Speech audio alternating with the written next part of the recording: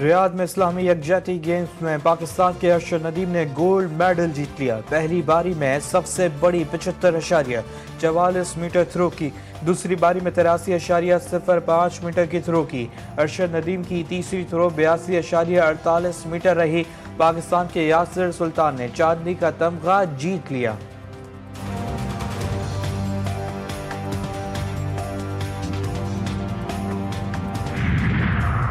غزہ پر اسرائیل کے وحشیانہ حملے، غزہ سٹی، خان یونس سمیت مختلف علاقوں میں بمباری اور گولہ باری سے 25 فلسطینی شہید، 77 زخمی۔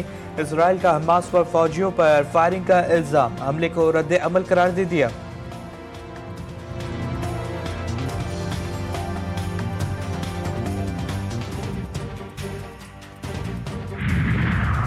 اور ایران کی ایٹمی تنصیبات تباہ کی، دوبارہ ایٹمی تنصیبات نہیں بنا سکے گا۔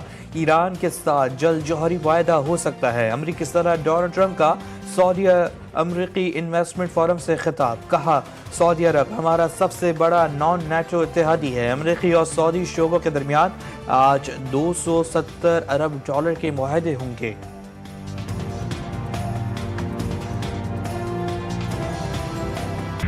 اسرائیل نے جنوبی لبنان پر بڑے پیمانے پر حملے شروع کر دیے۔ سیدون کے بعد دیر کیفا سمیت 4 دیہاتوں میں مختلف مقامات کو نشانہ بنایا گیا۔ رات سے جاری حملوں میں 15 افراد شہید اور کئی زخمی ہو گئے۔ اسرائیل نے حزب اللہ اور حماس کے ٹھکانوں کو نشانہ بنانے کا دعویٰ کیا۔ حماس نے دعوے کو من گھڑت قرار دیا۔ پاک بھارت جنگ میں پاکستان نے فتح حاصل کی، بھارت نے اعتراف کیا، پاکستان نے 109 ملٹری اہداف کو نشانہ بنایا۔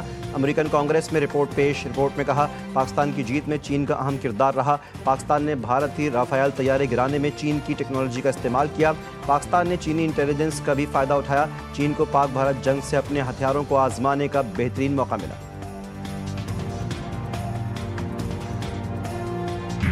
خیبر پختونخوا میں سیکیورٹی فورسز کی کارروائیاں، 4 خوارج مارے گئے۔ ISPR کے مطابق باجوڑ میں انٹیلیجنس بیسڈ آپریشن کے دوران ایک خارجی ہلاک، شمالی وزیرستان کے ضلع اسپنوام اور ذاکر خیل میں 2 خوارج کو ہلاک کیا گیا۔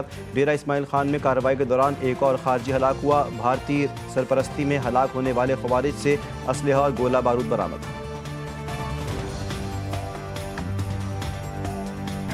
بیڈ گورننس کے باعث وزیراعلیٰ بلوچستان سرفراز بگٹی کو ہٹانے کا فیصلہ، نون لیگی مرکزی رہنما میر دوستین خان ڈومکی کا دعویٰ، کہا کہ پیپلز پارٹی نے نئے وزیراعلیٰ کے نام پر مشاورت شروع کر دی، ان ہاؤس تبدیلی ہوگی، نیا وزیراعلیٰ پیپلز پارٹی کا ہوگا۔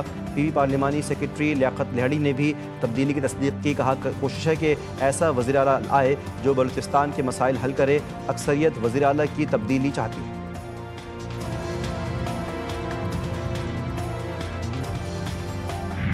پاکستان موسمی تبدیلی کے مضر اثرات کی لپیٹ میں ہے، آئندہ برس مانسون کے نقصانات سے بچنے کے لیے ابھی سے تیاری کی جائے۔ وزیر اعظم شہباز شریف نے وزارت موسمی تبدیلی کے قلیل مدتی منصوبے کی منظوری دی، فوری عمل درآمد کی ہدایت، کہا کہ موسمی تبدیلی کے مضر اثرات پر GDP کا خاطر خواہ حصہ خرچ کرنا پڑتا ہے۔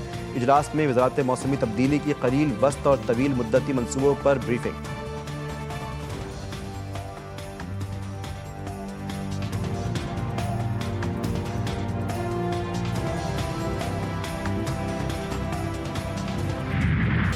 انہیں کہیں ایک اینٹ بھی نہیں لگائی، پورے پاکستان میں اور پنجاب میں خصوصاً کہتے ہیں کہ مخالفین بھی کہتے ہیں کہ کام کرتی ہے تو مسلم لیگ نون کرتی ہے، کام کرنا آتا ہے تو مسلم لیگ نون کو کرنا آتا ہے۔ کئی لوگ ہوتے ہیں سیاست میں انہوں نے کئی سال ضائع کیے، آج ان کا نام لو تو لوگوں کے دلوں میں کیا آتا ہے؟ لوگوں کے ذہنوں میں آتا ہے بدتمیزی، بد تہذیبی، ڈنڈا مار کٹائی۔